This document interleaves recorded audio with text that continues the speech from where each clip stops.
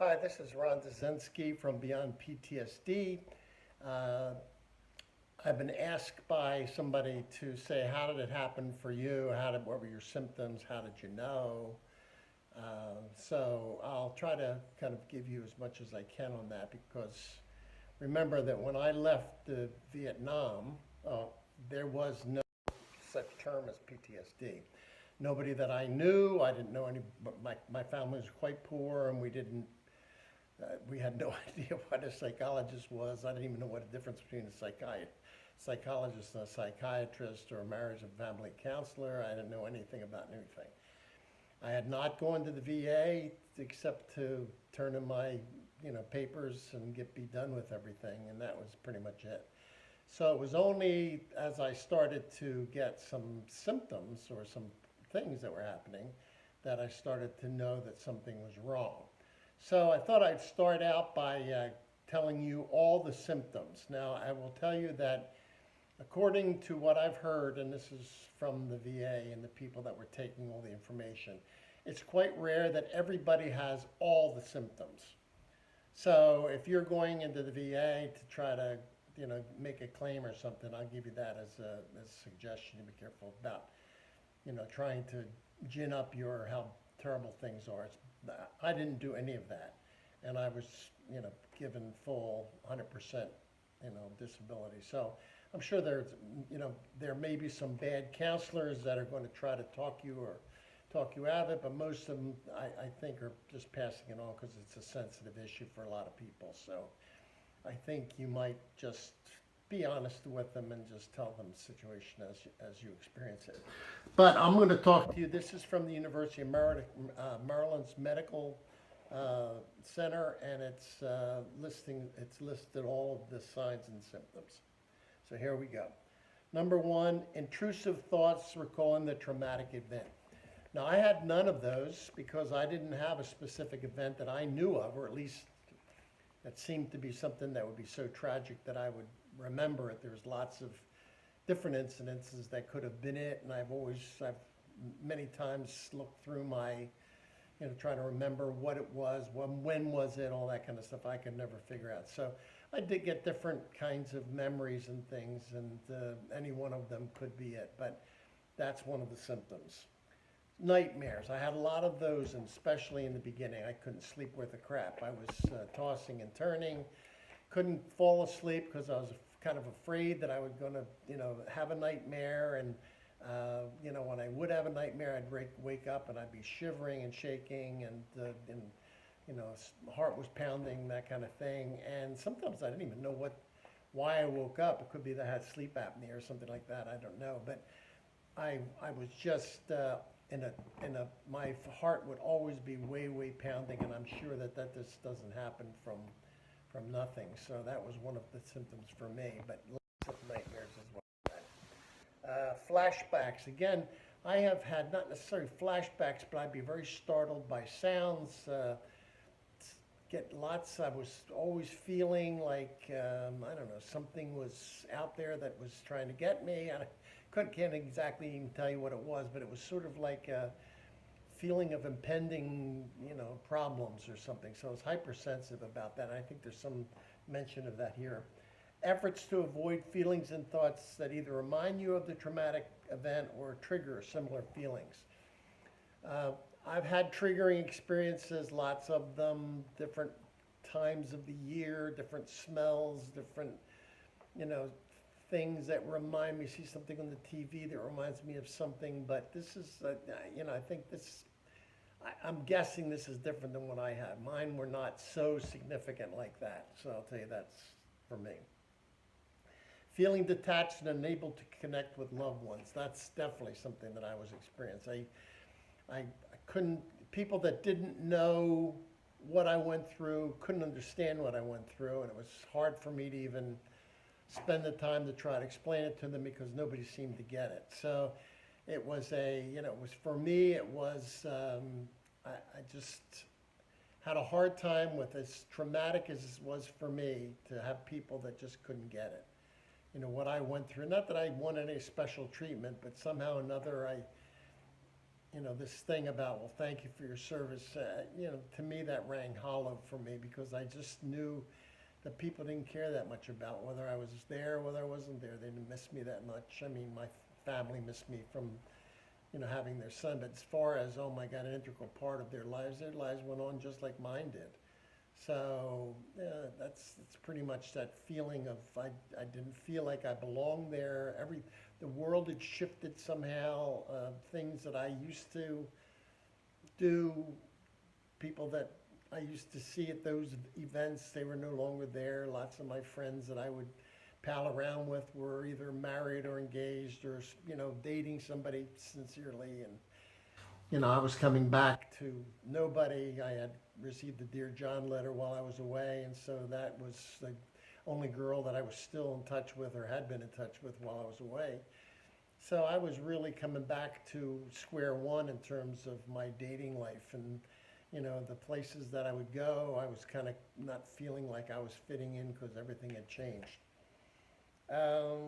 Depression and hopelessness. I definitely was depressed. I mean, I was drinking a lot. I was, I didn't have a job. I didn't know what I wanted to do with myself. I was regretting maybe separating from the military because I didn't know whether maybe I should go back or, if I was going to, what if I didn't take the right job and should I go back to school or should I was filled with all these situations. I didn't have any training because my experience was in military intelligence and trying to go from this world to say, all right, well, let me get a job in a military intelligence. That'll be, I wasn't training while I was away. I wasn't training, and my friends that went into some kind of intelligence work, like the CIA or the Treasury or the Secret Service or something like that.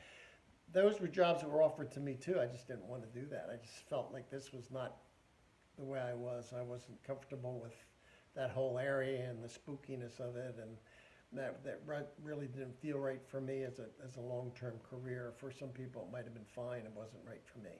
So I was faced with, now what? What do I do? I'm a young guy. I felt like I had a lot to offer, and yet didn't know where to offer it. So that's where I was.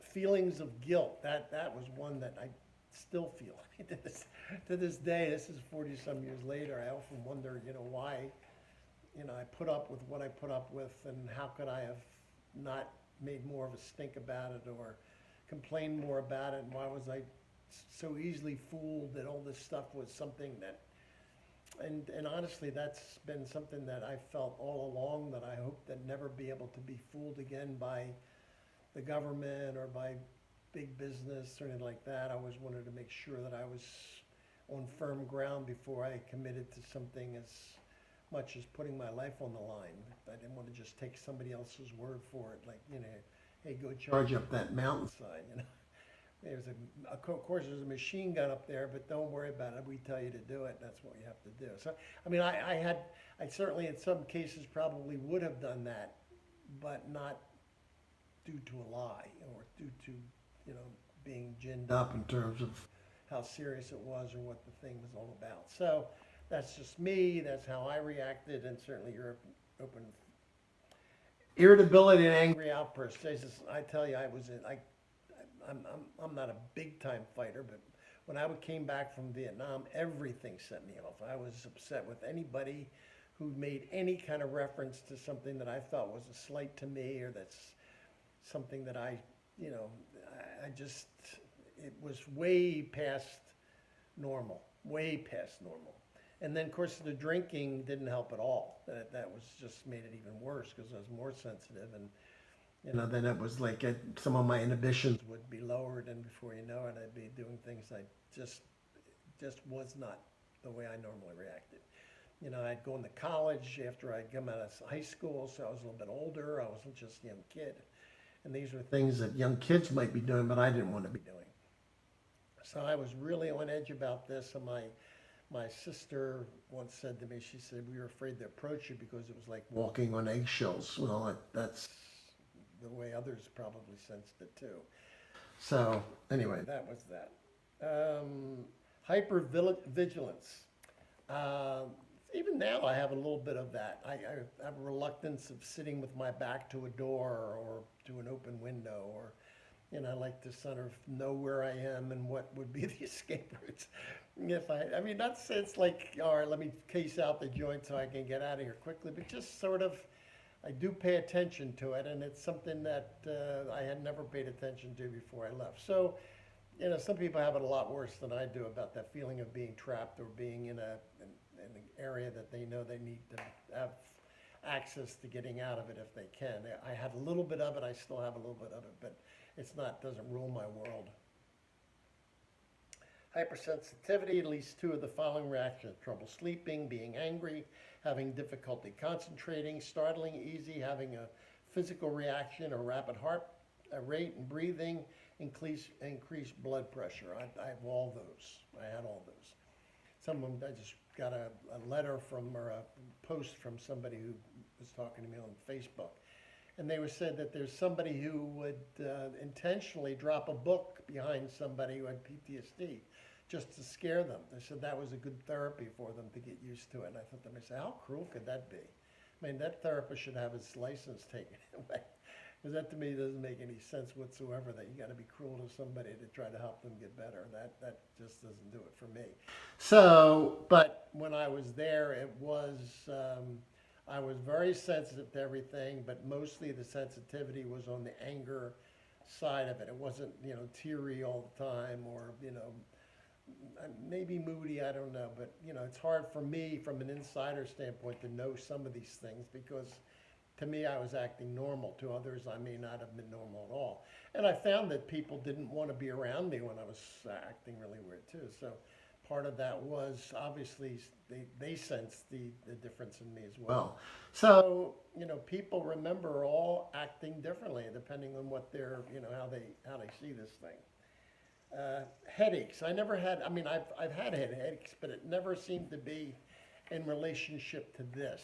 I've had migraines, which seem to me to be more food oriented, something I'm allergic to. I've given up the alcohol, which, at one point I was doing a lot of drinking, and that was leading to a lot of headaches, which would make me ill, and that was not a pleasant experience to go through. So I wasn't a good drinker in terms of being able to drink all night and never feel it. I felt it all the time. So, but the headaches were not something that I could attribute to PTSD, or did I sense it from a PTSD experience? No, it wasn't for me that way. Disrupted sleep and insomnia. Yeah, I had that a lot. I mean, I still every once in a while will have that. And I've recommended for some people in order to get over it. I mean, I still, as I said, I get over it, but I used to be so affected by my dreams. I mean, I would be shaken. I couldn't get back to sleep. I would just be thinking about it, ruminating about it. And that was, not a good experience. So what I've done, and I don't do it so much anymore, but every once in a while I will. But sometimes I'll have a dream, and I used to keep a pad right by my bed, and I would jot down what the dream was about and what was so upsetting about it. And sometimes, my wife used to say, sometimes, you're every part of your dream, and it's all your subconscious. So it's not A plus B equals C. It's not so, logical like that. Sometimes you have no idea even why, what it even means. But if you see two or three of them, you can start to see sometimes a pattern, and you start to get a sense of what, your subconscious is trying to tell you. So I'm not a dream expert, nor do I, claim to be. A lot of times I will see something, my wife said, of course, that means such and such. And I won't even have seen it, even though it's my dream. It's sometimes because I'm so close to the forest, I can't see the trees or something like that. So, but I think that it really worked, because once I'd write the dream down, it wasn't like I got to remember this tomorrow when I want to talk to my wife about this dream, because I want her to tell me what it means. I didn't do it that way. I just write it down, and then when I'd read it back to her, it wouldn't even make sense sometimes. But she would say, yeah, that's the way dreams are sometimes. It makes sense while you're dreaming them, but not after you wake up. So that it sort of minimized them. So it worked for me, because it didn't make them so scary, because they were just on this little tiny pad. And it might work for you. And as I said, now if I wake up from a dream or if something bothers me, I'll usually get up and start writing, and I'll go to my blog and just write jot down things or tell what I was thinking of or what I wanted to remember to tell you or something like that. So anyway, those are the things that I was going through. And as I said, I just had a feeling that there was something that was wrong. And I couldn't put my finger on it because I had no reference. I didn't know, the things that I had heard about, like shell shocked or things that I've seen about that or battle fatigue. These guys were like so bad off that was just not my experience with this. My experience was there was part of me that was off, part of me that wasn't off. And so I was able to function and go to a job and, do things and set goals and something. Sometimes I had a hard time concentrating because my mind would drift, but by and large, I was functional. And, so it might be different for you.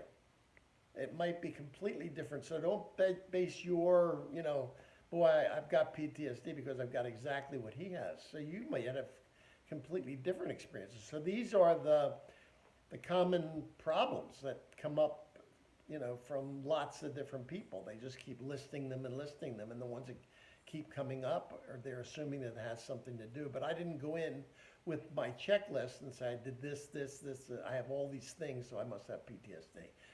I went in with an idea that maybe I didn't even have PTSD. Maybe it was just, my imagination or something. I wasn't ashamed of it. I mean, it had been so long since I had gone, because remember, I didn't even get diagnosed with PTSD until I was in my 60s. So this happened when I was in 20. When I came out of Vietnam, I was, 24, 25 or something like that. So it was long term that this thing had been going on and continues to go on. So I will say that the quicker you can get into a mental health professional, the better it's going to be. We are in a process of doing a lot of recruiting, and we're going to have people for you. So before you spend a whole bunch of money on a therapist, because it's going to be a long-term investment on your part, well worth it if it works, but it's still an investment on your part. So I would say before you spend any more money than you have to, wait for us to have this up and running. We'll have therapists in every state, hopefully, and people for you to be able to contact, see if you get along with them. And remember, this has to be somebody that you like, not that I like. So we'll give you some options. You can find the one that does you best.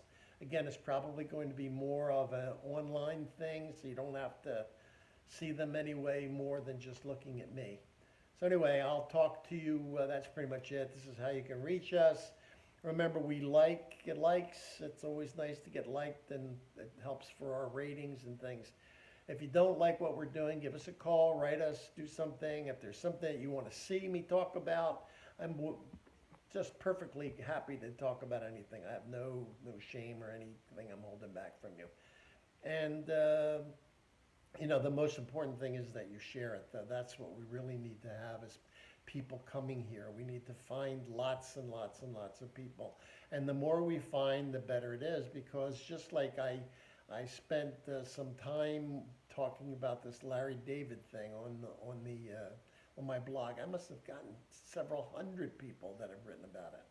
It was something that struck a chord, and it would be nice to somebody to write in and say, this is my problem, and I get 50 or 60 suggestions of what worked for them, because that's the way it is. I think we all have the key, somehow or another, between us and sharing and supporting and listening and caring enough. We have the key to finding some things that might keep people from having to suffer more than they have to, struggling to figure it out. The more we can help them with some shortcuts or things that we found that might work, the better. So in any event, it's good talking with you. I always enjoy our conversations. Tell me if you need anything or you want to talk about anything. Working on a lot of exciting things. Make sure you get us your email and register here at the site. So we'll talk to you again. I love you.